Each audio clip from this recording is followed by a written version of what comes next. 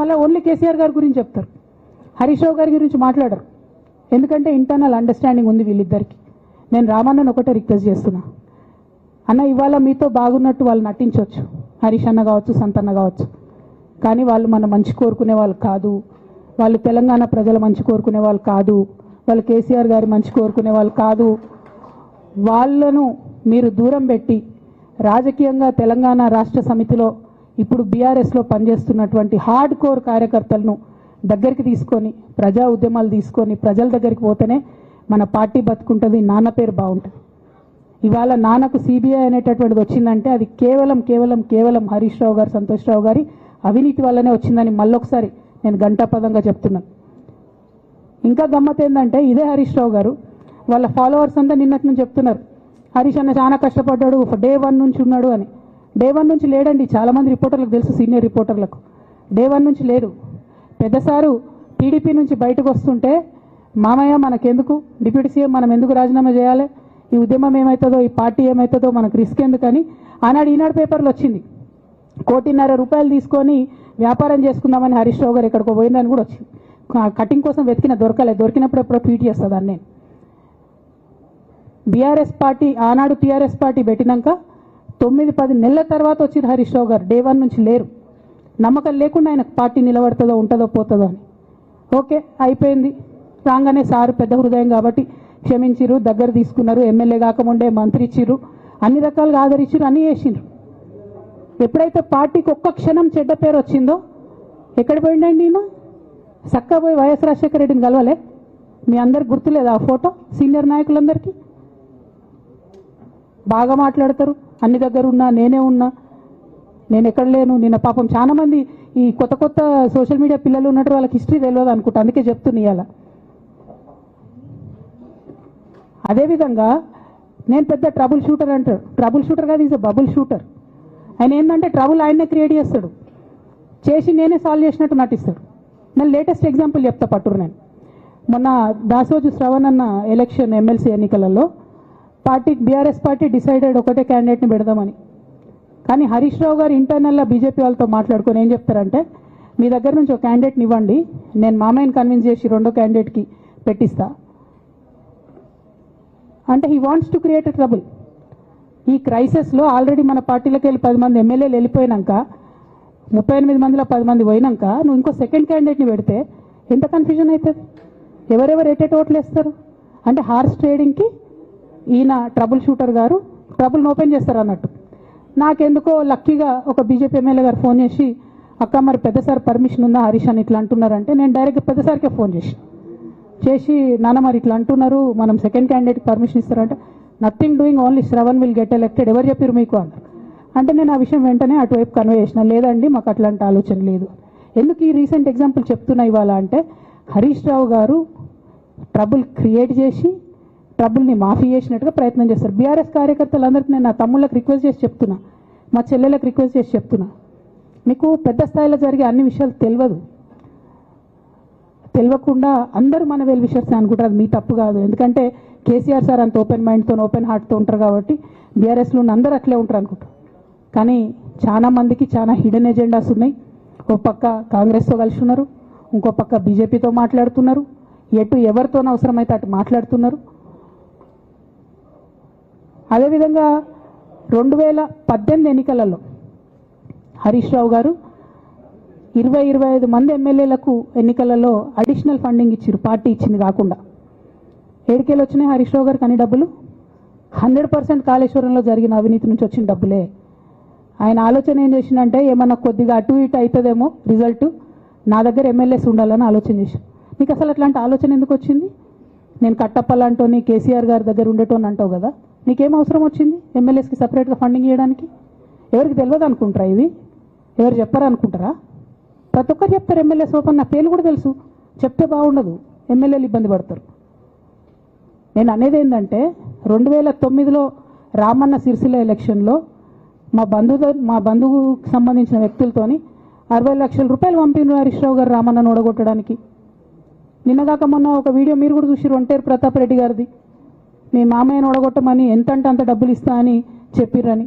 ఓ పక్క కేసీఆర్ గారిని ఓడగొట్టాలి, ఓ పక్క కేటీఆర్ గారిని ఓడగొట్టాలి, నిజామాబాద్లో నా ఎంపీ సెగ్మెంట్లో అందరు ఎమ్మెల్యేలను మేనేజ్ చేయాలి, అందరిని మన కేసీఆర్ కుటుంబాన్ని ఓడగొట్టాలి, విచ్ఛిన్నం చేయాలి.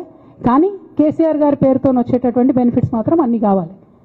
మరి ఇటువంటి వారిని నా రిక్వెస్ట్ కేసీఆర్ గారితో, కేటీఆర్ గారితో, వారిని మీ పక్కన పెట్టుకొని నిజం మాట్లాడే నన్ను బయటకు పంపితే మరి పార్టీ బాగుంటుందా? దయచేసి ఆలోచన చేసుకోండి. నేనేమంటున్నా రామన్న మిమ్మల్ని అంటే,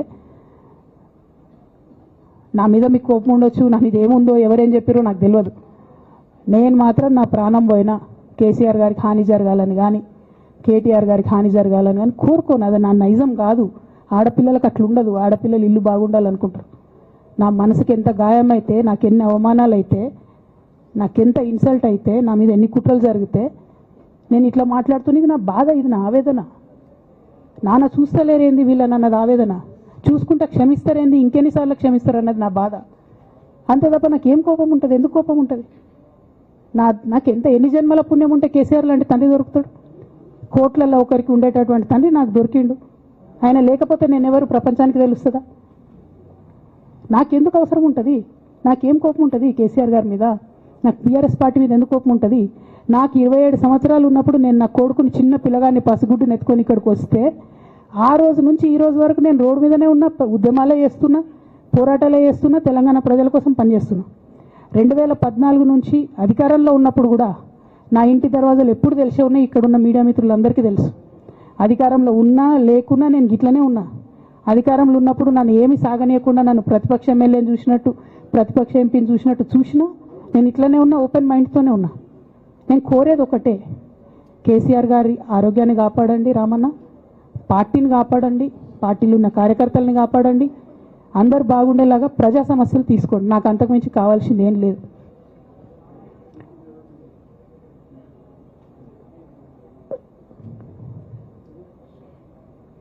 కానీ మొన్న అసెంబ్లీలో అర్ధరాత్రి దాకా పెట్టి రేవంత్ రెడ్డి గారు కేసీఆర్ గారిని తిడుతుంటే దయ్యాలు వేదాలు వాళ్ళు ఇస్తున్నట్టు అనిపించింది నాకైతే. దానికి ఈయన హీరోలాగా ఎదుర్కొన్నాడు, ఈయన 6 అడుగుల బుల్లెట్ అని పార్టీ అంతా ట్వీట్ చేస్తే, మరి 6 అడుగుల బుల్లెట్ ఎవరికి గాయం చేస్తుంది? ఎండ్ ఆఫ్ ద డే ఇవాళైతే నన్ను గాయపరిచింది, రేపు రామన్నను గాయపరుస్తారో కేసీఆర్ని గాయపరుస్తారో. జాగ్రత్తగా ఉండండి రామన్న, నేను చెప్పేది ఏం లేదు. జాగ్రత్తగా ఉండండి, కేర్ఫుల్గా ఉండండి. ఎట్ ద సేమ్ టైం ఈ హరీష్ రావు గారి కారణంగా గమ్మత్ ఏముంటుందంటే, ఒకసారి హంపీకి పోతారు వీళ్ళందరూ, మీ అందరికీ తెలుసు ఆ స్టోరీ. హంపీకి పోయి పాటలు పాడుకుంటారు, మొత్తము చాలా మంది కలిసి కేసీఆర్ గారిని చాలా అవమానకరంగా మాట్లాడతారు, ఒక పార్టీని వెనుపోటు పడదామని డిజైన్ చేశారు. ఇదంతా వీరికి తెలుసు, హరీష్ రావు గారికి తెలుసు. నేను ఆ రోజు సాక్ష్యం ఉన్న హరీష్ అన్న వచ్చి లిటరల్లీ రామన్న చేతులు పట్టుకొని, అరే మామయ్యకి ఎప్పుడు సింక్ ఆర్ సేల్, నేను మామయ్యతోనే ఉంటా అని చెప్పి అక్కడ మాట్లాడుకున్న వాళ్ళందరినీ పెద్దసారి దగ్గర అవుట్ చేసిండి. ఆ తర్వాత పర్యవసానంలో ఈటల రాజేంద్ర అన్న బయటికి వెళ్ళడం. ఈ మహానుభావుడు వల్ల జగ్గారెడ్డి దగ్గర నుంచి మొదలు పెడితే, చెరుకు శ్రీనివాసరెడ్డి ముత్యంరెడ్డి అన్న కొడుకు దగ్గర నుంచి మొదలు పెడితే, రఘునందన్ రావు గారు, మైనంపల్లి గారు, విజయశాంతి గారు, విజయరామారావు గారు, ఆయన పాత పెద్ద ఆయన ఉండే ఈటల రాజేందర్ గారు, వీళ్ళందరూ పార్టీలోకి వెళ్ళి పోయినారు కదా, పోలేదా? ఇవన్నీ హరీషన్న చేసినాయి కాదా? ఆనాడు దుబ్బాక ఉప ఎన్నిక ఎందుకు ఓడిపోయినాం? దుబ్బాక ప్రజలకు ఇప్పటికి కూడా గుర్తుంటుంది. వాళ్ళందరూ ఒకటే మాట చెప్తారు, ఈయన సిద్దిపేటకు తప్ప రూపాయి రానియాడు దుబ్బాకకు, ఈయన వచ్చి ప్రచారం చేసిండు కాబట్టి మేము ఓటేయాలని ఓపెన్గా చెప్పారు ఆనాడు ఎన్నికలలో. దానికి ఏం రాపించుకుంటాడు ఈయన పేపర్లల్లో? ఒంటరి పోరాటం చేసి ఓడిన హరీష్ రావు. అసలు ఓడిపోయింది మీ వల్ల కదా. మీరు మీడియా మేనేజ్మెంట్లో సూపర్, అలా డౌట్ ఏం లేదు. రామన్న యూట్యూబ్లు మేనేజ్ చేసి, నా మెయిన్ స్ట్రీమ్ మీడియా మేనేజ్ చేస్తాడు, అంతే, అంతకుమించి వేరే ఏం లేదు. నేను రామన్నని రిక్వెస్ట్ చేస్తున్నా, మీరు కూడా ఆ స్కిల్ నేర్చుకోండి అన్న. అట్లనే ఈటల రాజేందర్ గారు ఉప ఎన్నిక దగ్గరుండి హరీష్ అన్న గెలిపిలేదా అండి ఈటల రాజేందర్ని? ఆనాడు పీసీసీ అధ్యక్షుడిగా ఉండి రేవంత్ రెడ్డి గారు ఏమంటారు, కాంగ్రెస్ పార్టీ ఓడిపోతుంది ఇడా అని చెప్పారు. ఆయన ముందే డిక్లేర్ చేసిండు, ముందే చేతులు ఎత్తేసిండు. హరీష్ అన్న ఆడ పోయి కూర్చొని మరి ఈటల రాజేందర్ అన్నని గెలిపించొచ్చాడు. ఈ బంధం రేవంత్ రెడ్డి గారిది హరీష్ రావు గారిది అప్పటి నుంచి కొనసాగుతుంది, కొత్త బంధం ఏం కాదు ఇది. నేను కేసీఆర్ గారిని పెద్దల్ని రిక్వెస్ట్ చేసేది ఒకటే, ఈయన చేస్తున్న నక్కజిత్తుల్ని దయచేసి గమనించండి. ఇవాళ నేను బయట పోతా కావచ్చు, నాదేముంది, ఉద్యమంలోకి వెళ్ళి వచ్చినా మళ్ళీ ఉద్యమంలోకే పోతా, నాకు భయం ఏముంటుంది, నాకు ఎన్నడూ పదవుల మీద ఆశ లేదు.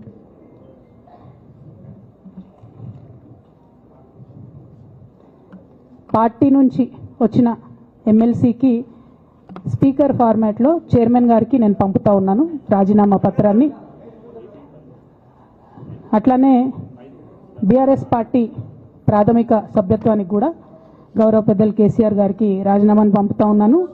దీన్ని మన రావుల చంద్రశేఖర్ రెడ్డి గారికి తెలంగాణ భవన్కి వారికి నేను పంపుతా ఉన్నాను. ఎందుకు ఇవి ఇప్పుడే చూపించిన అంటే పదవుల మీద నాకు ఎప్పుడు ఆశ లేదు. మేము ఉద్యమంలోకి వచ్చింది ఎందుకంటే మా నాన్న ఒక్కరు ఇంత ఒంటరి పోరాటం చేస్తున్నారు, ఎంత వీలైతే అంత ఆయనకు మద్దతు ఇవ్వాలని వచ్చినాం. ఆనాడు మేము ఉద్యమంలోకి వచ్చినప్పుడు పార్టీ అధికారంలోకి వచ్చే ఆస్కారమే లేకుండే. తెలంగాణ వస్తుందో రాదే అనే అనుమానాలు అంతటా ఉండే.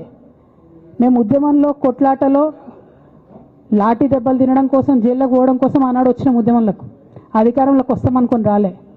రామన్నైనా నేనైనా కేవలం నాన్న కోసమే వచ్చినాం ఉద్యమంలోకి. అందుకే మా కుటుంబం మీద కుట్ర. ఈ కుట్రను గమనించమనే నేను మా కుటుంబాన్ని కోరుతా ఉన్నా. ఇక పెద్ద సార్కు నీడలాగా సంతోష్ రావు గారు ఉంటారు. ఇక సంతోష్ రావు గారి గురించి 2 నిమిషాలు చెప్తా. అంత పెద్ద సీనున్న మనిషి కాదు కానీ చెప్పాలి. ఎందుకంటే కూరల ఉప్పు ఎట్లుంటుంది ఈయన అట్లా అన్నట్టు. ప్రతి దాంట్లో చెడగొట్టడానికి కొంచెం ఉండాలి కదా, అట్లాంటి వాడు. కాబట్టి చెప్పక తప్పదు ఈయన గురించి. చెప్పులో రాయి చెవులో జోరిగా అంటాం కదా, అట్లాంటి టైపు. కాబట్టి ఖచ్చితంగా చెప్పాలి. విషయం ఏంటంటే ఈయన ధనదాహం ఎట్లాంటిదంటే సంతోష్ రావు గారిది రామన్న కాన్స్టిట్యున్సీ, కేటీఆర్ అన్న కాన్స్టిట్యున్సీ నేరెళ్లలో ఇసుకలారి గుద్ది ఒక దళిత బిడ్డ చనిపోతాడు. సరే, దాని మీద పాపం అక్కడ ఆ రోజు అందరు యాజిటేషన్ చేస్తే ఈయన సంతాన అడ్వాంటేజ్ ఏంది, ఇక్కడ కూర్చుంటాడు కదా సార్ దగ్గర, సీఎంఓలకి వెళ్ళి ఫోన్ చేసి అక్కడ ఉన్న పోలీసు వాళ్ళందరినీ ఒత్తిడి పెట్టి 7 దళిత బిడ్డల్ని కొట్టినరండి. 3-4 సార్లు 3rd డిగ్రీ వేస్తే ఇలా 7 కుటుంబాలు కూడా వాళ్ళు ఎందుకు కూడా ఏ పని చేసుకోలేనటువంటి పరిస్థితులలో ఆ దళిత బిడ్డలు ఉన్నారు. అది మొత్తం రాజకీయంగా బ్లేమ్ అంతా రామన్న మీదకి వచ్చింది. ధనదాహమేమో సంతన్నది, నేరం చేసిందేమో సంతన్న, వీడికెళ్ళి ఫోన్లు చేసి ఒత్తిడి చేసి కొట్టిపించిందేమో సంతన్న, చెడ్డ పేరేమో రామన్నకు వస్తుంది. ఈ ఎగ్జాంపుల్ చెప్పడం కోసమే నేను ఈయన గురించి చెప్తున్నా, వేరే ఏం లేదు. ఇక సరే టానిక్ వీనిక్ ఈ వీటిలో వచ్చిన కేసులు ఏమవుతాయి? రేవంత్ రెడ్డి గారు ఆర్భాటంగా ఒక అనౌన్స్మెంట్ చేస్తారు. నేను ఇంతకుముందు చెప్పిన కదా, మ్యాచ్ ఫిక్సింగ్ ఎట్లుంటుందంటే 1 డే న్యూస్ అవుతుంది. టానిక్లో ఈయన మీద కేసు పెట్టిరని 3వ రోజు పోలీసు వాళ్ళు ఎఫ్ఐఆర్ కొట్టేసారు. అది మీరు ఇంకా కనుక్కోండి. కాజ్ చేసేసారు, కేసు మూసేసారు. ఏం అండర్స్టాండింగ్ ఉంది, ఎందుకు మూసేసారు? At the same time Harithaharam, తెలంగాణకు హరితహారం అని పెద్దలు కేసీఆర్ గారు పెద్ద కళతోని 230 కోట్లు అక్కడ గోబీ డెజర్ట్ల వాళ్ళు చెట్లు పెట్టి చైనాను కాపాడుకున్నారు. మనం అదే స్థాయిలో తెలంగాణను బాగు చేసుకోవాలని పెద్దసారి హరితహారం అని పెడితే ఈయన దానికో నకిలీ ప్రోగ్రామ్ గ్రీన్ ఇండియా ఛాలెంజ్ అని పెడతాడు. తెల్లారులేస్తే సినిమా వాళ్ళని తీసుకురావాలి, రోజు ఒక ఫోటో వేసుకోవాలి. దాని వెనుక ఉన్న కుట్ర ఏంటంటే జీవో అమెండ్మెంట్ అవుతుంది సంతోష్ గారి గురించి. ఆ ఫారెస్ట్లను 10% ఇన్కమ్ ఎవరన్నా ఇస్తే అమ్యూజ్మెంట్ పార్క్లకు ఇస్తారన్నట్టు. దానికోసం జీవో అమెండ్ అవుతుంది. దానికి ప్రభాస్ గారిని, చిరంజీవి గారిని, అనేక మంది సినిమా స్టార్లను మోసం చేసి వాళ్ళని తీసుకుపోయి వాళ్ళతో ఫోటోలకు పోజులు ఇప్పించి ఫారెస్ట్లను కొట్టేయాలని ప్లాన్ అయినది. ఇక ఈయనకి 2-3 మనుషులు ఉంటారు సంతనకి. ఆయన పోచంపల్లి శ్రీనివాస్ రెడ్డి అని ఎమ్మెల్యే. ఇది నాకు విషయం ఎవరు చెప్పారు అంటే మన పల్లరాజేశ్వర రెడ్డి అన్ననే చెప్పిండు. మీకు ఏమైనా డౌట్లు ఉంటే ఆయన అడగొచ్చు. ఈ పోచంపల్లి శ్రీనివాస్ రెడ్డి అనేట ఆయన వరికోల్ అనే ఊరు, సామాన్య కుటుంబం, మధ్యతరగతి కుటుంబం. ఇవాళ అక్కడ ఆయన శ్రీమంతుడు అని పిలుస్తారు పోచంపల్లి శ్రీనివాస్ రెడ్డి గారిని. ఇక్కడ నాకు పల్లరాజేశ్వర రెడ్డి గారు చెప్పిన సమాచారం ప్రకారం మోకిల్లాలో mega Srinivas Reddy, mega company ఉంది కదా, ఈ కాళేశ్వరంలో అవినీతి చేసిన mega company plus Pochampally Srinivas Reddy garu కలిసి 750 కోట్ల విల్లా ప్రాజెక్ట్ చేస్తున్నారు మోకిల్లాల. 7 వచ్చినాయి అవి, అవినీతి డబ్బులు కాదా? ఎట్లా వస్తాయి? ఎవరైనా who is this Pochampally Srinivas Reddy? Santosh Rao classmate. అది తప్ప ఆయనకున్న అర్హత ఏం లేదు. ఆయనకి ఎమ్మెల్సీ వస్తుంది, కాంట్రాక్ట్లు వస్తాయి, ఇంకేందో వస్తాయి. అట్లనే నవీన్ రావు అని ఇంకొక ఎమ్మెల్సీ ఉంటాడు. ఆయన డైరెక్ట్గా మా ముఖం పట్టుకొని అందరం కూడా అంటాడు, నాకు ఎమ్మెల్సీ ఇచ్చింది కేసీఆర్ గారైనా నాకు దేవుడు సంతోషం అంటాడు ఆయన. నిన్న మొన్న వాళ్ళ ఫాదర్ని పట్టుకున్నారు పేకాటల. ఏమైంది కేసు? ఆల్రెడీ నవీన్ రావు గారు పోయి మన ముఖ్యమంత్రి గారు కాళ్ళు పట్టుకున్నట్టుగా తెలిసింది. వాళ్ళ తండ్రిని విడిచిపెట్టారు, ఈయన మీద భూ కబ్జా కేసులు ఉంటే అవి విడిచిపెట్టారు.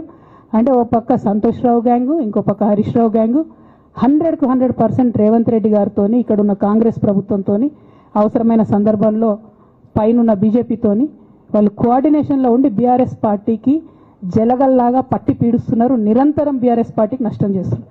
ఎంత దారుణాన్ని కొడిగట్టిరంటే ఆఖరికి నా ఓటమితో ప్రారంభమైంది అది. నిజామాబాద్లో నా ఓటమిలో కుట్రలు చేశారు. ఆనాడే మనం రివ్యూ చేసుకుంటే బాగుండలేదు. కానీ ఇప్పుడు అది ఎక్కడికి వచ్చింది? కామారెడ్డిలో పెద్దసారి ఓడిపోయేదాకా వచ్చింది పరిస్థితి. మూడోసారి ప్రభుత్వం పోయేదాకా వచ్చింది పరిస్థితి. ఒక్కొక్క ఎలక్ట్ అయిన ఎమ్మెల్యేని, ఓడిపోయిన ఎమ్మెల్యేలు పత్రికా మిత్రులు మీరు మాట్లాడండి. సంతోష్ రావు గారి బాధితులు నాకు మామూలుగా ఫోన్ చేస్తలేరు. అచ్చా, ఈ కంపెనీ పేరు బ్లూఫిన్ అట, మోకిలా. పల్లారాజేశ్వరరెడ్డి అని అప్పుడు పంపిన మెసేజ్ చూస్తున్న పాతది. Bluefin company Mokila. అయితే నేనేమంటున్నా అంటే ఇంత స్పష్టమైనటువంటి నేను ఇస్తున్నా. రేవంత్ రెడ్డి గారిని నేను ఛాలెంజ్ చేస్తున్నా. మరి ఎందుకు మీకు మీ ఏసీబీ వాళ్ళకు వీళ్ళ ఇండ్లు అడ్రస్లు దొరుకుతలేవా? ఏం అండర్స్టాండింగ్ ఎందుకు లేదు మీకు? లేకపోతే మీరు చర్యలు ఎందుకు తీసుకుంటలేరని నేను సూటిగా రేవంత్ రెడ్డి గారిని ప్రశ్నిస్తున్నా. ఇక తర్వాత వారు ఏం చేస్తారన్నది నాకు సంబంధం లేదు.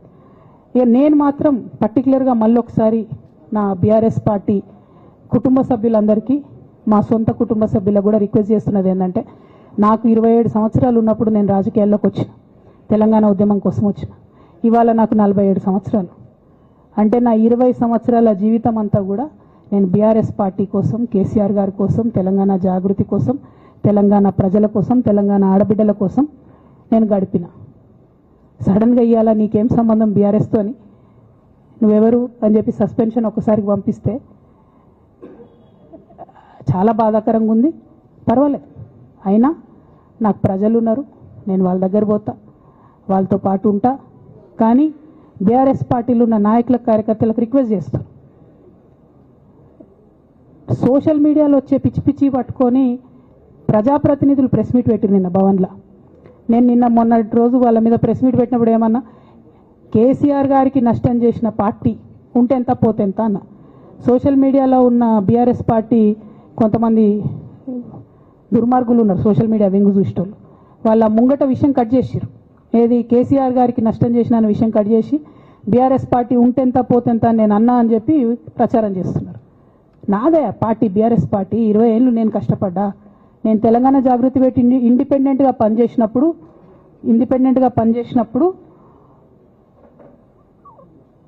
ఓటేయమని ఎవరికి చెప్పినా? నేను బీఆర్ఎస్ పార్టీకి ఓటేయమని చెప్పినా కదా. నా జీవితంలో ఇంతవరకు నేను ఇంకో పార్టీకి ఓటేయమని చెప్పలే, ఇంకో పార్టీకి ఓటేయలే. ఎట్లయితే కంప్యూటర్లో హార్డ్వేర్ ఉంటుందో అది బీఆర్ఎస్ పార్టీ, సాఫ్ట్వేర్ తెలంగాణ జాగృతి. శరీరం బీఆర్ఎస్ పార్టీ అయితే ఆత్మ జాగృతిగా పనిచేసినాం, తెలంగాణ ఆత్మగా పనిచేసినాం. మేము తెలంగాణ ఆత్మగౌరవం కోసం పనిచేసినాం, తెలంగాణ ఆత్మగౌరవ ప్రతీకలైనటువంటి బతుకమ్మ బోనాలను నిలబెట్టడం కోసం పనిచేసినాం. ఆ కాంట్రిబ్యూషన్ ఏం లేదా? నేనేం చేయలేదా పార్టీకి? నిజామాబాద్లో చికెన్ గున్యా వచ్చి బాధపడుతుంటే గల్లీ గల్లీ గల్లీ తిరిగి 2018లో ఒక్కొక్క ఎమ్మెల్యేకు ఎంత తిరిగినా అన్నది అక్కడ నిజామాబాద్ ప్రజలకు తెలుసు. ఏం కాంట్రిబ్యూషన్ లేదా అన్నది? ఓన్లీ హరీష్ అన్నది సంతన్నదే ఉన్నదా కాంట్రిబ్యూషన్? వీళ్ళు మేకవన్నే పులులు నాన్న. వీళ్ళు మీ ముంగట నటిస్తారు అంతే, బయట వాళ్ళ నిజస్వరూపం వేరేలాగా ఉంటుంది. యాజ్ అ డాటర్గా రిక్వెస్ట్ చేస్తున్నా, ఒకసారి ఆలోచన చేయండి వాళ్ళ గురించి. నాకేమొద్దు, నన్ను పార్టీలోకి వెళ్ళి సస్పెండ్ చేసి నో ప్రాబ్లం, కానీ వాళ్ళని పార్టీలో ఉంచుకుంటే పార్టీ ఎట్లుంటుంది అన్నది మీరు ఆలోచన చేసుకోండి. ఇక అల్టిమేట్గా నేను చెప్పదలుచుకున్నది ఒకటే,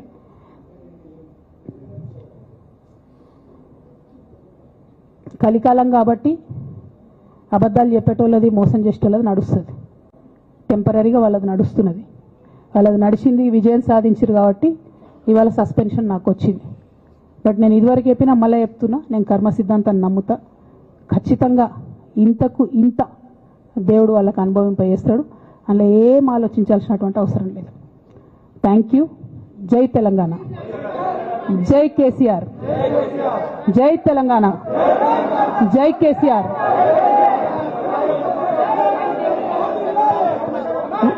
వన్ బై వన్.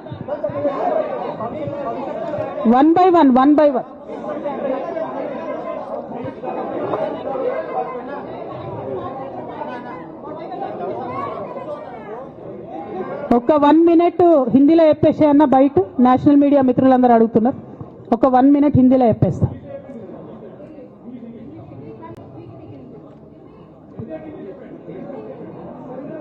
आज तेलंगाना की बेटी होने के नाते पूरे देश की जनता के साथ मैं ये बात कहना चाहती हूँ, पिछले 20 सालों के मेरे जिंदगी में मैंने हर दम हर वक्त बीआरएस पार्टी के उन्नति के लिए, तेलंगाना जनता के उन्नति के लिए, तेलंगाना के रैयतों के, तेलंगाना के महिलाओं के, तेलंगाना के युवाओं के उन्नति के लिए मैंने काम किया है। और इस पूरे 20 साल के ज़िंदगी में मैंने अपने लिए कभी कुछ नहीं मांगा है, लेकिन तेलंगाना की जनता ने, बीआरएस पार्टी ने मुझे बहुत प्यार दिया है।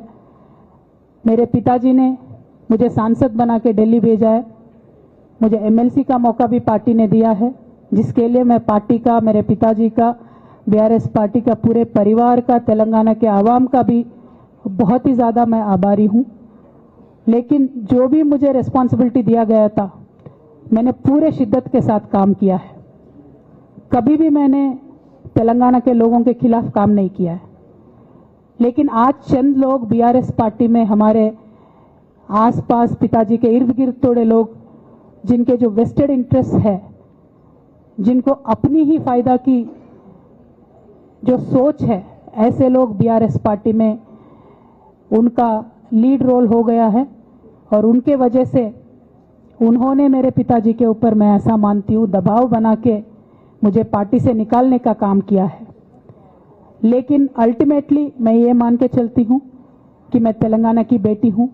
मैं जब तेलंगाना में आके तेलंगाना के आंदोलन में शामिल हो गई, मैं रास्ते पे चली, मैंने लाठी खाई, मैं जेल भी गई। हर तरीके का जो भी कोशिश हो सकता है तेलंगाना के अलग रियासत हासिल करने के लिए, मैं वो तमाम कोशिशों में शामिल थी। मैं तो आंदोलन से आई हूँ, इन्होंने अभी मुझे पार्टी से, सियासत से निकालने का काम किया है, तो मैं फिर आंदोलन में चली जाऊंगी। लेकिन मैं बीआरएस पार्टी से, हमारे पिताजी से यही रिक्वेस्ट करना चाहती हूँ कि आपके इर्द गिर्द जो लोग जमा हुए हैं, उनकी नीयत के बारे में आप सोचिए। क्या वो पार्टी के लिए काम आएंगे? आप इसके ऊपर गौर कीजिए। हमारे परिवार को तोड़ने का काम उन्होंने आज किया है। बीआरएस पार्टी के परिवार को तोड़ने का काम आज उन्होंने किया है। और ये किसके फायदे के लिए उन्होंने किया है? तेलंगाना के आवाम के फायदा के लिए उन्होंने नहीं किया है, उनके खुद के फायदा के लिए किया है। तो मैं मेरे पिताजी से, बीआरएस पार्टी से यही रिक्वेस्ट करना चाहूंगी कि ऐसे लोगों को पहचानिए, उनकी असली रूप आप पहचानिए, और उनके ऊपर जो भी एक्शन हो सकता है वो लीजिए। और मैं तेलंगाना चीफ मिनिस्टर रेवंत रेड्डी जी से भी डिमांड करती हूं कि आपने जो बीआरएस के परिवार को तोड़ने का आज काम किया है, हमारे बीआरएस में जो धोखेबाज लोग हैं उनसे मिलके आपने जो बीआरएस के परिवार को तोड़ने का कोशिश किया है, तेलंगाना की आवाम आपको इसका जवाब जरूर देगी। Thank you. जय तेलंगाना। ఒకరు చెప్పండి.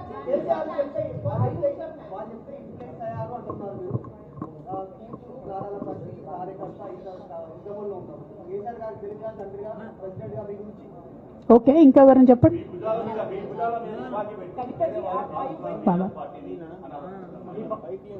ఏమా నా భుజాల మీద తుపాకి పెట్టి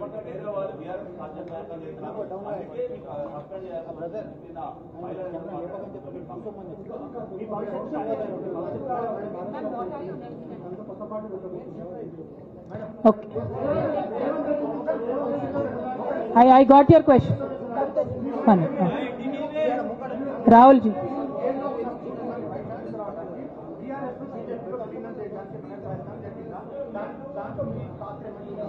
రాహుల్ గారు మీరు పాత క్వశ్చన్ అడుగుతున్నారు.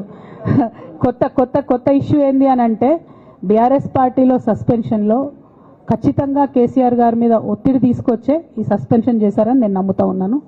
ఒక్కొక్కసారి ఏమవుతుందంటే, చిన్న వ్యక్తులు బాగా నడుస్తుంది, పరిస్థితులు సందర్భాన్ని బట్టి పెద్ద వ్యక్తులు కూడా కొన్ని కఠినమైన నిర్ణయాలు తీసుకోవాల్సి వస్తుంది. కేసీఆర్ గారు ఈ నిర్ణయం ఎందుకు తీసుకున్నారో అని అడిగేంత పెద్దదాన్ని కానీ అంత రాజకీయ అనుభవం కానీ నాకు లేదు. సో వారు తీసుకున్నటువంటి నిర్ణయాన్ని నేను శిరసా వహిస్తాను.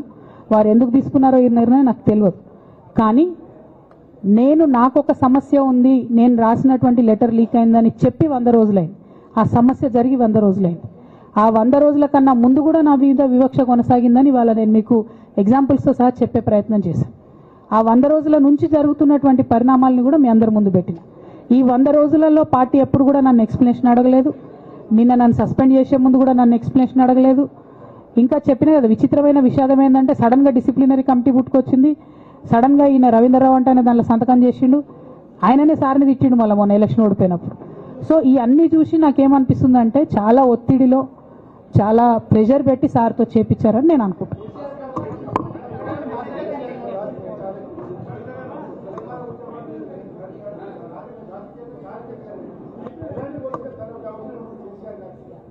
రైట్.